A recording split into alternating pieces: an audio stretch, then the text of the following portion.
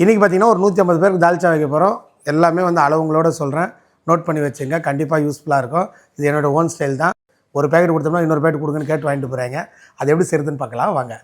அடுப்பை பற்ற வச்சு 100 கிராம் சமையல் எண்ணெயை ஊற்றிக்கலாம். ஒரு 20 கிராம் பட்டை, 10 கிராம் ஏலக்காய், 5 கிராம் கிராம்பு சேர்த்துக்கலாம். பட்டை கிராம்பு ஏலக்காய் நல்லா பொரியட்டும். 100 கிராம் இஞ்சி, 100 கிராம் பூண்டு. இஞ்சி பூண்டு பச்சை வாசம் போகிற வரைக்கும் வதக்கிக்கலாம். 1/2 கிலோ வெங்காயம், 1/2 கிலோ தக்காளி சேர்த்துடலாம். இதுவும் ஒரு 5 நிமிஷம் நல்லா வதங்கட்டும். 150 கிராம் கல்லுப்பு போட்டுக்கிறேன். நல்லா மட்டன் கொழுப்பு, நல்லா கட்டியான கொழுப்பாக நான் ஒரு 3/4 கிலோ போட்டுக்கிறேன். தால்ச்சாவை பொறுத்த வரைக்கும் எவ்வளோ தூரம் கொழுப்பு எலும்பெல்லாம் போடுறீங்களோ அவ்வளவும் சூப்பராக இருக்கும். ஒரு 100 பச்சை மிளகா, 2 கிலோ கத்திரிக்காய், 1/4 கிலோ கேரட்டு, 1/2 கிலோ உருளைக்கிழங்கு, 2 வாழைக்காய் போட்டிருக்கோம். இந்த ஸ்டேஜில் காய்கறி பச்சை மிளகாலாம் சேர்த்துடலாம். மாங்காய் மட்டும் கடைசியாக போடுவோம். 20 கிராம் மஞ்சத்தூள், 40 கிராம் சோம்புத்தூள், 40 கிராம் சீரகத்தூள், 50 கிராம் மிளகாத்தூளுங்க, 150 கிராம் மல்லித்தூளுங்க. இப்போ தூள் ஐட்டம்லாம் சேர்த்துடலாம். நல்லா இந்த மல்லி மிளகா வாசம்லாம் கம்மன்னு வரணும். அது வரைக்கும் நல்லா வதக்கிடுங்க. ஒரு 7.5 லிட்டர் தண்ணியை சேர்த்துக்கிடுவோம். இப்போ மூடியை போட்டு காய்கறி நல்லா வேகணும். காய்கறி கொழுப்பு இதெல்லாம் சூப்பராக பஞ்சு மாதிரி வெந்து வந்துடணும். இப்போ பாருங்கள், காய்கறியெல்லாம் எவ்வளோ சாஃப்டாக வெந்துருச்சு பார்த்தீங்களா. 2 கிலோ பருப்பு 6 லிட்டர் தண்ணி விட்டு 2 விசில் விட்டு எடுத்து நல்லா வேக வச்ச பருப்பு ஊற்றிடலாம்.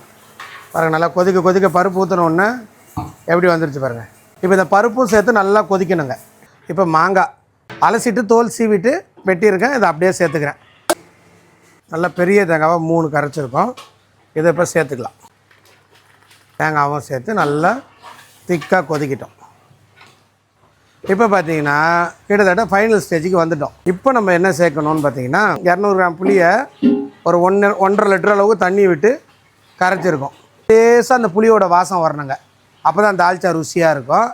இப்போ தால்ச்சா ரெடி ஆகிடுச்சு, நல்லா கொதிச்சிருச்சு. இந்த ஸ்டேஜில் நல்ல பச்சை கருவேப்பிலை போட்டு ஒரே ஒரு மிக்ஸ் பண்ணிவிட்டு உப்பு காரம் செக் பண்ணிக்கோங்க. மூடியை போட்டுருவோம். அடுப்பை அணைச்சிடலாம். பாருங்க, நல்லா கமன்னு தால்ச்சா சூப்பராக ரெடி ஆகிடுச்சு. நம்ம ஊர் தால்ச்சாவோடு சேர்த்து நம்ம ஸ்டைலில் அட்டகாசமாக இருக்குது. அந்த மாங்காய் புளிப்போட தால்ச்சாவில் இருக்கிற கொழுப்போட வேறு மாதிரி இருக்குது. புலவுக்கு தான் இது ஃபேமஸாக சொல்லுவாங்க. பிரியாணிக்கும் சூப்பராக இருக்குது. இதே மாதிரி செஞ்சு நீங்களும் ட்ரை பண்ணி பாருங்கள். சூப்பராக இருக்குது. தேங்க்யூ.